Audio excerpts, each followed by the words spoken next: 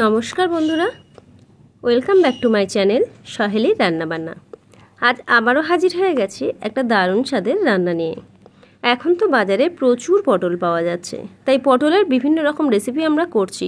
তো আজকের আমি তাই পটল চিংড়ির একটা ছোট্ট রেসিপি আপনাদের সঙ্গে শেয়ার করব। তো পটল চিংড়ি করার জন্য এখানে আমি বেশ কিছুটা আলু পটল কেটে নিয়েছি। পটলগুলো আমি দুচালা করে কেটে নিয়েছি, আর আলুগুলোকেও বেশ বড় বড় সাইজের করে কেটে নিয়েছি। আর কিছুটা চিংড়ি আমি এখানে ছাড়িয়ে নিয়েছি। প্রথমেই কড়াই তেল দিয়ে আলুগুলোকে খুব ভালো করে ভেজে নেব। আলুগুলোকে যদি ভেজে রান্না করা হয় বেশ কিন্তু স্বাদেও খুব সুন্দর হয় আর তাড়াতাড়ি সিদ্ধও হয়ে যায়। চাইলে আপনারা আলুটাকে সিদ্ধ করে নিতে পারেন। তো আলুগুলোকে কোনো রকম লবণ হলুদ দিচ্ছি না, আমি সরাসরি এমনি ভেজে নিচ্ছি। আলুগুলো খুব সুন্দর করে ভেজে নিয়েছি, এগুলোকে এবার একটু তুলে নিচ্ছি।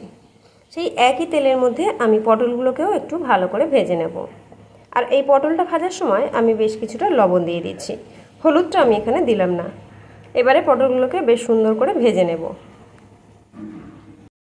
পটলগুলো এখানে খুব সুন্দর লাল করে ভেজে তুলে নিয়েছি। এবারে এই একই তেলের মধ্যে আমি চিংড়িগুলোকে একটু ভেজে নেব। দেখেছেন তেলটা কিন্তু ভীষণ কালো হয়ে গেছে। তো আমি এই তেলটা আর ব্যবহার করব না, তবে এই তেলের মধ্যে শুধু চিংড়িটাকেই ভেজে নেব। তেল খুব কম পরিমাণে ছিল, তো একেবারেই এর মধ্যে চিংড়িটা দিয়ে দিচ্ছি। চিংড়িটাকেও বেশ সুন্দর হালকা লাল করে ভেজে নিচ্ছি। চিংড়িগুলোকেও বেশ সুন্দর লাল করে ভেজে নিচ্ছি। আর এই কড়াতে আমি আর রান্না করব না, কড়াটাকে আমি আরও একবার ধুয়ে নিচ্ছি। তো কড়াটা আমি ধুয়ে আবারও বসিয়ে দিয়েছি। এবারে কড়াইয়ে বেশ কিছুটা তেল দিয়ে দিচ্ছি। এবারে তেলের মধ্যে আমি একটু গোটা জিরে, তেজপাতা, গোটা গরম মশলা, শুকনো লঙ্কা ফোড়ন দিয়ে দিচ্ছি। ফোড়নটা 2 থেকে 3 সেকেন্ড আমি একটু ভেজে নেব। ফোড়ন থেকে ভালো সেন্ট বেরোলে তখন এর মধ্যে মিহি করে কুচিয়ে রাখা পেঁয়াজ দিয়ে দিচ্ছি। চাইলে আপনারা পেঁয়াজটা বেটেও দিতে পারেন। এখানে আমি 2খানা বড় সাইজের পেঁয়াজ ব্যবহার করছি। পেঁয়াজটাকে বেশ ভালো করে একটু লাল করে নেব। আর এই পেঁয়াজটা ভাজার সময় একেবারেই আমি পরিমাণ মতো লবণটা দিয়ে দিচ্ছি। তাতে কি হবে, পেঁয়াজটা খুব সুন্দর নরম হয়ে যাবে। আর এর মধ্যে দিয়ে দিচ্ছি 1 চামচ চিনি। চিনি দেওয়ার জন্য পেঁয়াজটার কালারটাও খুব সুন্দর আসবে। পেঁয়াজটা যতক্ষণ না ভাজা হচ্ছে ততক্ষণে আমি কিন্তু নাড়ব। তো দেখুন পেঁয়াজটা বেশ কিছুটা লাল হয়ে গেছে।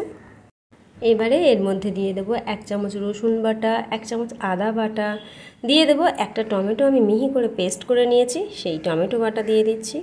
এটা একটু ভালো করে নাড়াচাড়া করে নেওয়ার পর এর মধ্যে কিছু গুঁড়ো মশলা অ্যাড করে দেবো। দিয়ে দিচ্ছি এখানে প্রায় 1.5 চামচ মতো হলুদ গুঁড়ো, দিয়ে দিচ্ছি 1 চামচ জিরে গুঁড়ো, 1 চামচ ধনে গুঁড়ো, দিয়ে দেব কালারের জন্য 1 চামচ কাশ্মীরি লঙ্কার গুঁড়ো। আমি এখানে যেহেতু ঝাল লঙ্কার গুঁড়ো ব্যবহার করছি না, তো তার জন্য আমি এখানে শুধুমাত্র কালারের জন্য কাশ্মীরি লঙ্কার গুঁড়োই ব্যবহার করছি। চাইলে আপনারা ঝাল লঙ্কার গুঁড়ো দিতে পারেন, যে যেমন ঝাল খাবেন সেই আন্দাজে দেবেন। এখানে আরও কিছুটা চিনি আমি এখানে দিয়ে দিচ্ছি। তো এবারে সমস্ত মশলাটা খুব ভালো করে কষিয়ে নিতে হবে। যতক্ষণ না মশলাটা থেকে তেল ছেড়ে দিচ্ছে ততক্ষণই কিন্তু এই মশলাটা আমি কষিয়ে নেব। মশলা যত বেশি ভালোভাবে কষানো হবে ততই তরকারির স্বাদ কিন্তু খুব সুন্দর হবে। মশলা থেকে তেল ছাড়তে শুরু করেছে। এবারে এর মধ্যে দিয়ে দেব ভেজে রাখা আলু আর পটল। এবারে আবারও বেশ কিছুক্ষণ খুব ভালো করে কষিয়ে নেব। আলু পটল আর মশলার সঙ্গে খুব ভালো করে যতক্ষণ না কষানো হবে ততক্ষণই কিন্তু খুব ভালো করে নাড়তে হবে। তো কিছুক্ষণ নাড়াচাড়া করে নেওয়ার পর আমি এর মধ্যে চিংড়িগুলোকেও দিয়ে দিচ্ছি, দিয়ে খুব ভালো করে আবারও একটু কষিয়ে নেব। বাড়িতে একবার এইভাবে পটল চিংড়ি বানিয়ে দেখতে পারেন, আশা করছি ভীষণ ভালো লাগবে। আজকের ভিডিওটা যদি আপনাদের ভালো লেগে থাকে তো প্লিজ আমার ভিডিওতে একটু ছোট্ট করে লাইক করে দেবেন।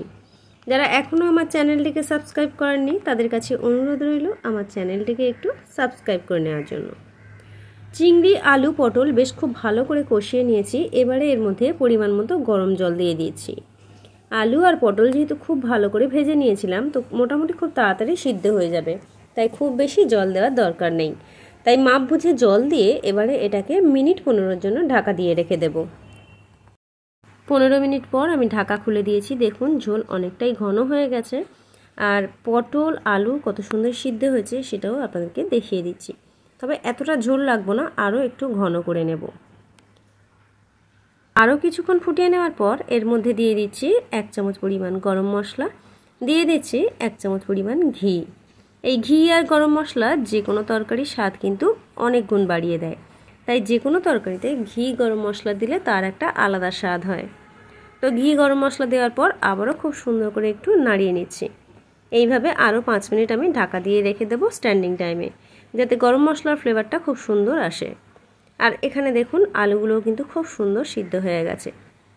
তো কেমন লাগলো আজকের রেসিপি অবশ্যই কিন্তু কমেন্টস করে জানাবেন। রেসিপি যদি ভালো লেগে থাকে তো প্লিজ আমার ভিডিওতে একটু লাইক কমেন্ট শেয়ার করবেন। আমার এই ছোট্ট চ্যানেলে নতুন বন্ধুদেরকে স্বাগত জানিয়ে আর পুরনো বন্ধু যারা অনেক আগেই আমাকে সাবস্ক্রাইব করে দিয়েছে তাদেরকে অসংখ্য ধন্যবাদ জানিয়ে আজকের ভিডিও এখানেই শেষ করছি। তো দেখা হবে আবার কোনো নতুন ভিডিও নিয়ে। আর নিত্য নতুন রেসিপি দেখার জন্য আজই কিন্তু সহেলির রান্নাবান্না চ্যানেলটিকে অবশ্যই সাবস্ক্রাইব করে নেবেন। তো দেখা হচ্ছে আবার কোনো নতুন ভিডিও নিয়ে। ততক্ষণ পর্যন্ত ভালো থাকবেন, সুস্থ থাকবেন।